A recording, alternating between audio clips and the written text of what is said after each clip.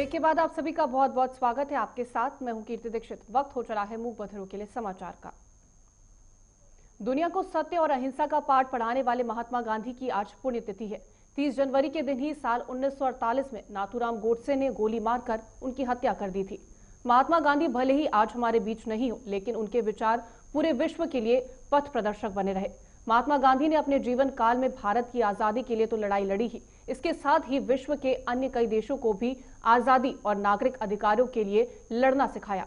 आज बापू की पुण्यतिथि पर पूरा विश्व उन्हें श्रद्धा सुमन अर्पित कर रहा है। राष्ट्रपति रामनाथ कोविंद ने बापू को श्रद्धांजलि देते हुए अपने ट्विटर हैंडल पर लिखा, मैं राष्ट्रपिता महात्मा गांधी को इस कृतज्ञ राष्ट्र की ओर से श्रद्धांजलि अर्पित करता हूं।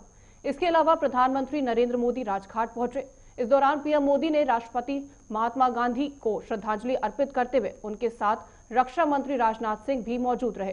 कांग्रेस सांसद राहुल गांधी ने भी बापू को याद करते हुए लिखा कि सत्य लोगों के समर्थन के बिना खड़ा रहता है, वह आत्मनिर्भर है। बापू की पुण्यतिथि पर विनम्र श्रद्धांजलि।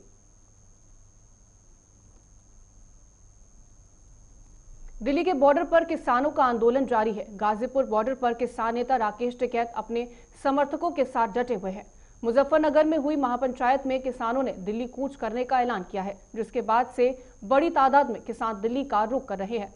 भारतीय किसान यूनियन के अध्यक्ष नरेश टिकैत ने कहा कि किसान आंदोलन जारी रहेगा। उन्होंने कहा कि वहां बहुत भीड़ है, धीरे धीरे वहां जाकर किसान आंदोलन को मजबूत बनाए। नरेश टिकैत ने कहा कि सरकार हठधर्मी हो रही है, अगर मुद्दे का हल नहीं होता है तो गाजीपुर बॉर्डर पर आंदोलन लंबा चलेगा।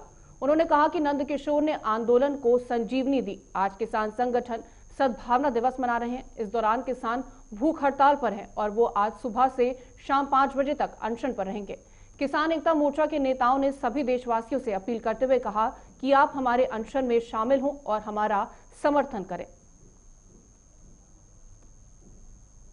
नई दिल्ली स्थित इजराइल के दूतावास के पास हुआ धमाके में किसी के घायल होने की कोई सूचना नहीं मिली, लेकिन कई कारों को नुकसान पहुंचा है। इजराइल की ओर से इसे आतंकी हमला करार दिया गया और भारत ने कहा कि दोषियों को बख्शा नहीं जाएगा। धमाके के बाद यूपी और महाराष्ट्र समेत कई अन्य राज्यों में सुरक्षा बढ़ा दी गई है। धमाके के बाद पुलिस की स्पेशल सेल की टीम सबसे पहले मौके पर पहुंची और उसकी ओर से धमाके की पुष्टि की गई। पुलिस का कहना है कि विस्फोट फुटपाथ के पास हुआ। धमाके के कारणों की जांच शुरू हो गई है और एनआईए की टीम भी मामले की जांच में जुटी है। दिल्ली में हुए धमाके के बाद केंद्रीय गृह मंत्री अमित शाह ने आज अपना बंगाल दौरा रद्द कर दिया।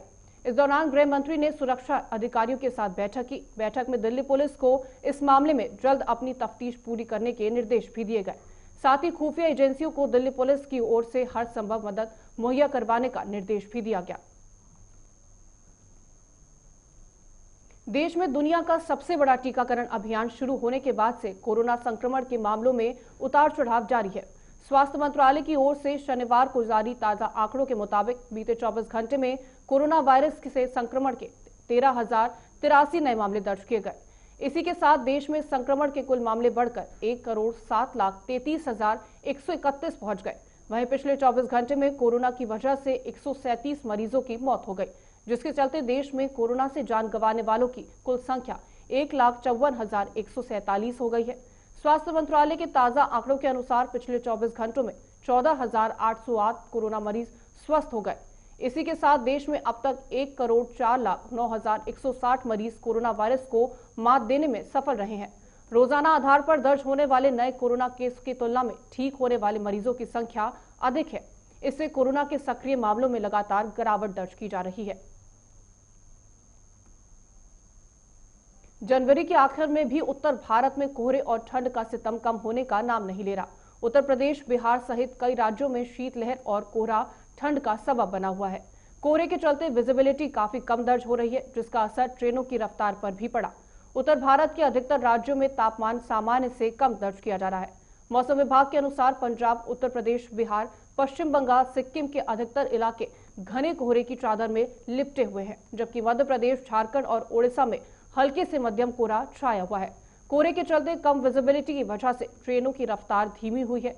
नॉर्दर्न रेलवे के मुताबिक आज यानी 30 जनवरी 2021 को सुबह के समय कोहरे की वजह से कम 10 ट्रेनें अपने निर्धारित समय से देरी से चल रही हैं। मौसम विभाग के अनुसार फरवरी के पहले सप्ताह में वेस्टर्न डिस्टर्बेंस एक्टिव होने से पहाड़ों पर फिर ताजा बर्फबारी होने की संभावना है।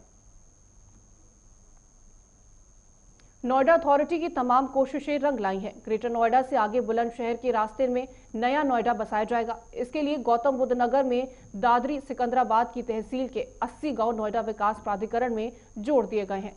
इन्हीं गांव क्षेत्रों में दिल्ली मुंबई इंडस्ट्रियल कॉरिडोर परियोजना का निवेश क्षेत्र विकसित किया जाएगा। ये सभी 80 गांव नोएडा प्राधिकरण को सौंपे गए हैं। जानकारी के अनुसार प्रस्ताव DMICDC की ओर से नोएडा अथॉरिटी को दिया गया है, जिसे मंजूरी के लिए उत्तर प्रदेश शासन को भेजा गया है। राज्यपाल ने प्रस्ताव को मंजूर कर लिया है और अब गौतम बुद्ध नगर की दादरी और बुलंदशहर की सिकंदराबाद तहसील के 80 गांव नोएडा प्राधिकरण का हिस्सा होंगे। बता दें कि दिल्ली मुंबई औद्योगिक गलियारा भारत सरकार की बड़ी महत्वाकांक्षी योजना है। इस योजना को भारत और जापान ने मिलकर शुरू किया है। ये 7 राज्य दिल्ली, उत्तर प्रदेश, हरियाणा, पूर्वी राजस्थान, गुजरात, महाराष्ट्र और मध्य प्रदेश के इंदौर को जोड़ेगी। फिलहाल के लिए इस बुलेटिन में इतना ही। देश और दुनिया की तमाम खबरों के लिए आप बने रहे हमारे साथ। नमस्कार।